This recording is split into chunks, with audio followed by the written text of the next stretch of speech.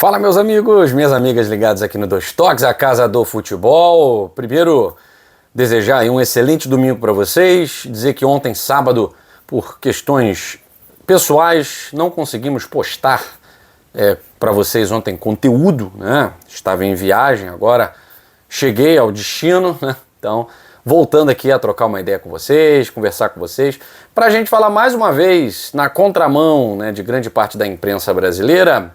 Vamos destacar uma notícia da imprensa norte-americana. Afinal de contas, o portal The Athletic, que é um braço do The New York Times, destacou como as SAFs têm funcionado no Brasil e o case de sucesso foi o Botafogo. Tá? A SAF Botafogo, que foi muito combatida, que foi muito maltratada pela imprensa brasileira, principalmente no início, né? E ainda há pessoas dentro da imprensa que querem, de certa forma... Eu vi uma postagem de um jornalista há pouco tempo, Mauro César Pereira, né, do portal UOL, dizendo, falou em SAF, lembrem-se, a SAF é deles, dos donos, e não dos torcedores, tal. E aí eu preciso comentar, né? Ainda bem, né? Ainda bem, porque os torcedores, quando estiveram no comando dos clubes, depenaram os clubes. O clube, depois que vira empresa, que bom que tem um profissional, um CEO que estudou, que se preparou, que às vezes nem torce para o time, e vai lá assumir essa empresa como fosse um trabalho. Que bom, porque os resultados, pelo visto, aparecem, né? Quando são torcedores, muitas vezes não conseguem. Torcedor tem que torcer.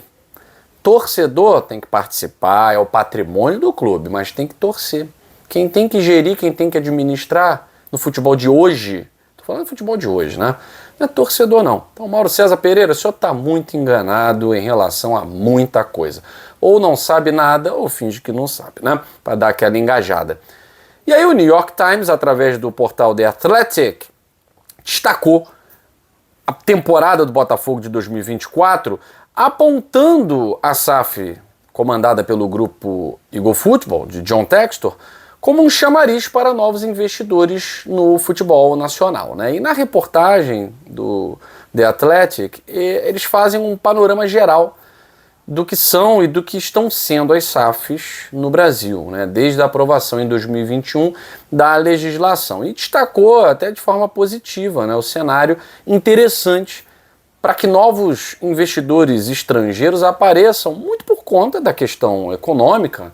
A gente sabe, né? Hoje o real está batendo, sei lá, 6, alguma coisa aí de dólar, né? Então a moeda está, em relação ao dólar, ao euro, está muito desvalorizada. Então, para investidores estrangeiros, é um cenário muito positivo, né? Um dos casos citados pela matéria do New York Times é o caso da Blue CO, que é uma empresa proprietária do Chelsea e que estaria de olho no Santos, né, como principal candidato aí a ser adquirido por esse grupo. E aí John Textor, que é a figura central da matéria do New York Times, do The Athletic, né, mostra nessa matéria como que o Textor provocou uma verdadeira revolução não só no Botafogo, mas também, de certa forma, nos bastidores do futebol brasileiro, sendo protagonista no país do futebol em pouquíssimo tempo. E aí Textor vai afirmar para a reportagem do The Athletic, dizendo: foi uma oportunidade de fazer parte da transformação do futebol brasileiro e da profissionalização dele. Era um clube lendário, na verdade o maior clube da história do Brasil, que passou por momentos difíceis e não ganhou nada em muitos anos. Foi uma grande oportunidade de crescimento. E aí ele contou um pouquinho como foi o início da SAF Botafogo, como foram os primeiros passos, e aí um resumo aqui, né? Tudo sobre o Botafogo desde o início foi como uma startup. Tínhamos poucos funcionários, tivemos que construir uma empresa totalmente nova, um staff totalmente novo, treinadores, jogadores e, portanto, a esse nível de entusiasmo, confiança e lealdade que você tem em uma startup. Você não precisa conquistar ninguém, você não precisa convencer as pessoas a abandonarem suas velhas maneiras de fazer as coisas. Sou um pensador muito pouco convencional e, portanto, minhas abordagens foram abraçadas e não rejeitadas.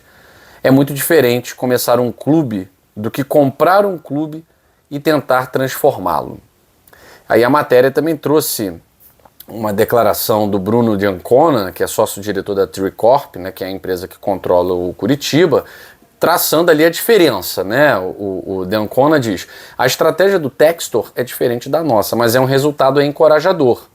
Há um grupo de investidores que ficará animado com o que Textor conseguiu fazer. Ou seja, um bandeirante, né? Abrindo horizontes positivos aí para investimento no futebol brasileiro. Acho que as equipes brasileiras, principalmente as que querem se tornar SAF, deveriam agradecer ao John Textor, né?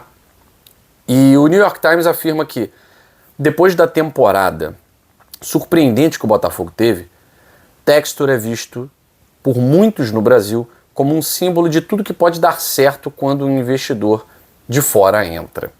E aí a reportagem vai citar também desafios, né, do futebol brasileiro e tal.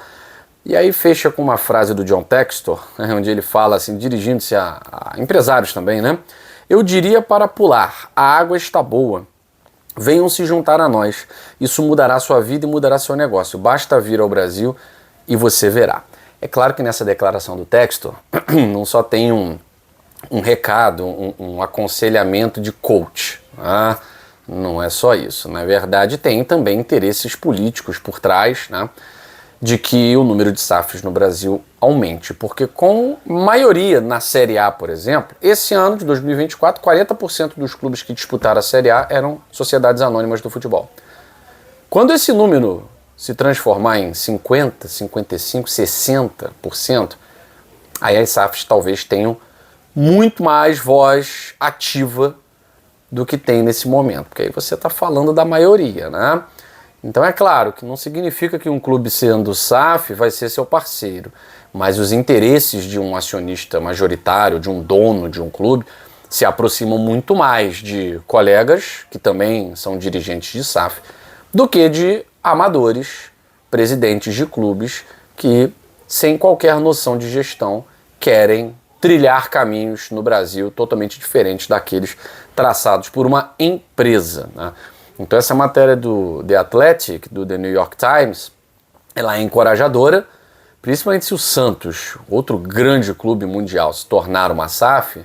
Grêmio também está nesse caminho, Fluminense está querendo assumir esse caminho.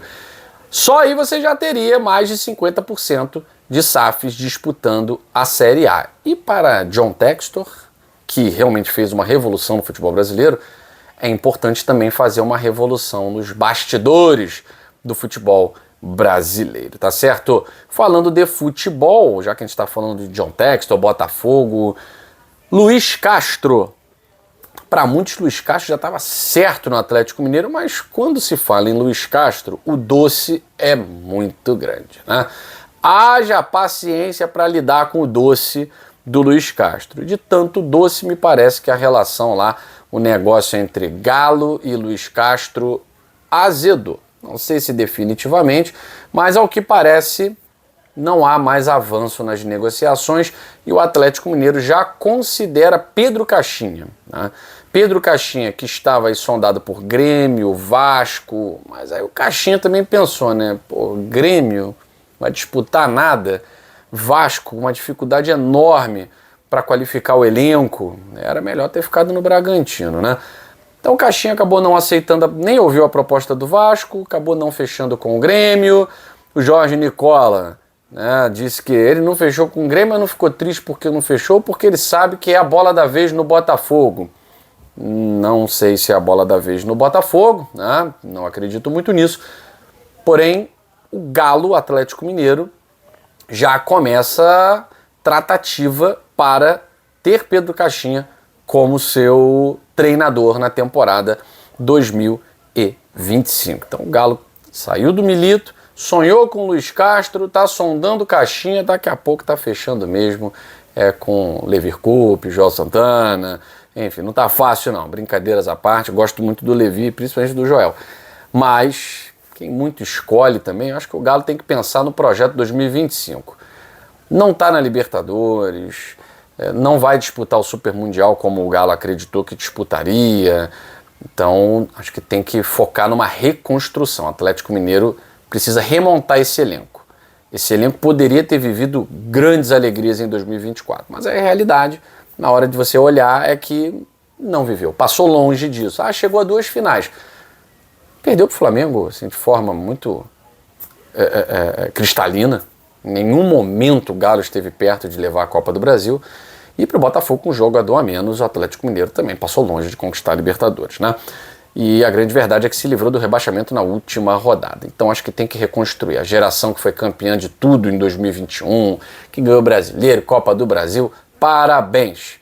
Mas acho que já deu, né? Tá na hora de dar uma repaginada e precisa realmente de um treinador que tenha essa pegada. Luiz Castro seria um nome interessante, mas acha que está supervalorizado, né? Só ele acha isso. E Pedro Caixinha, se aceitar, pode ser um nome interessante. Eu fico por aqui, gente. Um abraço a todos vocês. Valeu!